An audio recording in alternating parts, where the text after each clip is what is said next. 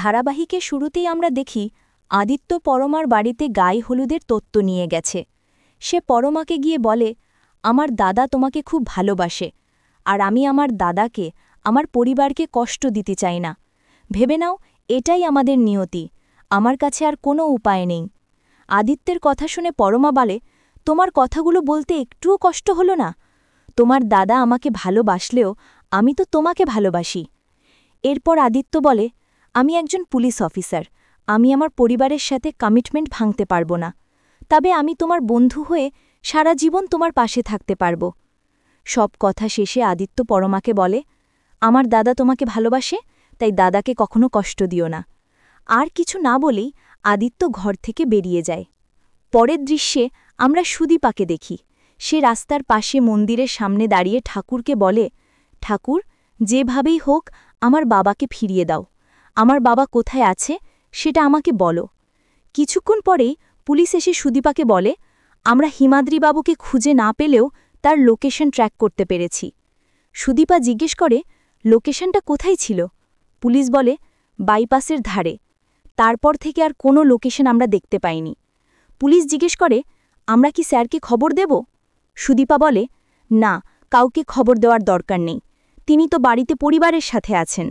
বাবা যখন অফিসের কাজের জন্য বাইরে যেত তখন আমাদের কতটা খারাপ লাগত, তাই সেটা আমি অন্য কাউকে হতে দেব না।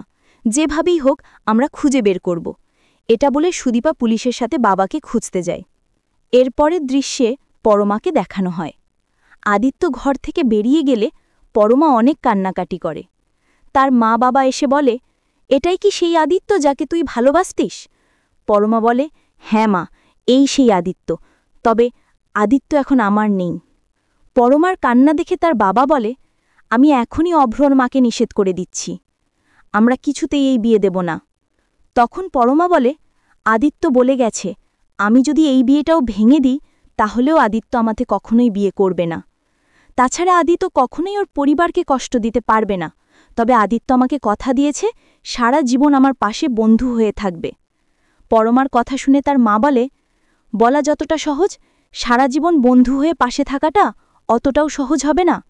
সবার কাছে টাকা পয়সা অর্থের মূল্য থাকলেও আমাদের কাছে তোর হাসি খুশি সুখে থাকাটা অনেক বেশি দামি। আমরা কখনোই তোকে এই বিয়ে দিয়ে কষ্ট পেতে দেব না।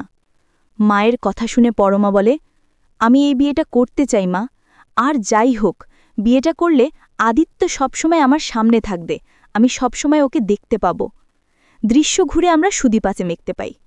সেই হিমাদ্রিবাবুকে খুঁজতে বাইপাসের ধারে যায় এবং অনেক খোঁজাখুঁজির পরে হিমাদ্রিবাবুর ফোনটা খুঁজে পায়। তখন পুলিশ বলে, যেহেতু আমরা ফোন খুঁজে পেয়েছি, তাছাড়া এখানেও হিমাদ্রিবাবুকে দেখা যাচ্ছে না, তাই খারাপ কিছু হওয়ার আগেই আমরা তাকে খুঁজে বের করব। পরের দৃশ্যে আমরা আদিত্যের বাড়িতে দেখতে পাই। আদিত্য হতবম্ব হয়ে বাড়ির ভেতরে আসে।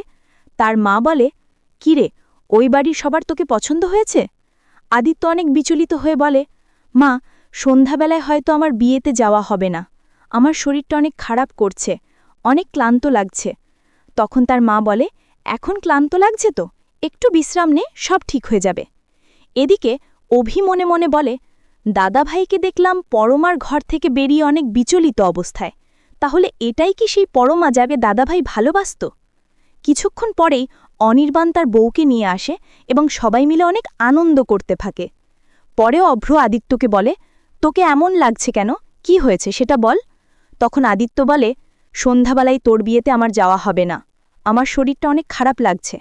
আদিত্যর কথা শুনে অভ্র বলে, তুই যখন স্কুলে ফার্স্ট হতি সবসময় আমি তোর সাথে থাকতাম, আমি নিজে কখনো ফার্স্ট হইনি, তার জন্য মানুষ আমাকে অনেক কথা শুনিয়েছে, কিন্তু তারপরেও আমি তোর ফার্স্ট হওয়াতে অনেক খুশি হতাম, এমনকি তোর সাথে স্কুলে গিয়ে পুরস্কার নিয়ে আসতাম। কিছুক্ষণ চুপ থাকার পর আদিত্য বলে, আচ্ছা ঠিক আছে, আমি যাব। আদিত্যের কথা শুনে সবাই অনেক খুশি হয় এবং অনির্বাণের বউ মনে মনে ভাবে, কিছু একটা গণ্ডগোল হয়েছে। পরের দৃশ্যে আমরা সুদীপাকে বাড়িতে বসে বাবার জন্য অনেক কান্নাকাটি করতে দেখি। গ্রামের সবাই এসে বলে, তুই এভাবে ভেঙে পড়িস না, আমরা ঠিক তোর বাবাকে খুঁজে বের করব। গ্রামের লোকের কথা শুনে সুদীপা বলে, আমি কলকাতায় যাব, হেড অফিসে বাবার নিখোঁজের কথা বলবো, তারা নিশ্চয়ই বাবাকে খুঁজে বের করবে। কিছুক্ষণ পরেই সুন্দর সুদীপাকে ফোন করে বলে, আমার কাছে তোর বাবা আছে, আমি তোর বাবাকে ধরে এনেছি। সে আরও বলে, আমার কথা কাউকে জানাবি না। হয়তো তোর কাছে গ্রামের লোকজন সবাই আছে, কাউকে না জানিয়ে তুই তোর বাবাকে নিতে চাইলে আমি যেখানে বলবো সেখানে চলে আসিস। পরে ফোন রেখে সুদীপা আরতি পিসি এবং গ্রামের লোকদের বলে, তোমরা সবাই পুলিশ স্টেশনে যাও আর পুলিশদের সমস্ত কথা বলো, আমি বাড়িতে বাবার জন্য অপেক্ষা করব। তখন আরতি পিসি বলে, তুই একটু আগে বললি কলকাতায় যাবি, আর এখন বাড়িতে বসে থাকলে কিভাবে দাদা ফিরে আসবে? তুই এত নিশ্চিতভাবে কিভাবে বলতে পারছিস? আরতি পিসির কথা শুনে সুদীপা বলে, আমি তোমাদের যেটা বলছি সেটা শোনো, তোমরা এখন পুলিশ স্টেশনে যাও, আমি বাড়িতেই আছি। পরে সুন্দর সুদীপাকে ফোন করে বলে, আমার বাবার যেন কোনো ক্ষতি না হয়। তখন সুন্দর বলে, আমি তোর বাবার কোনো ক্ষতি করব না। সুন্দরের কথা শুনে সুদীপা বলে, আমার বাবা যে ঠিক আছে তার কি প্রমাণ আছে? এরপর সুন্দর ভিডিও কল করে সুদীপাকে দেখায়। হিমাদ্রিবাবু বলেন, মা, তুই কিছুতেই সুন্দরের কথা শুনে আমার কাছে আসবি না, এখানে আসলে ওরা তোকে শেষ করে দেবে, তুই সুন্দরের কথায় কিছুতেই এখানে আসবি না। এদিকে সুদীপা মনে মনে বলে, বাবা আমাকে যতই যেতে নিষেধ করুক না কেন, আমি বাবাকে যেভাবেই হোক ফিরিয়ে আনব, যেভাবেই হোক আগে বাবার কাছে পৌঁছেতে হবে।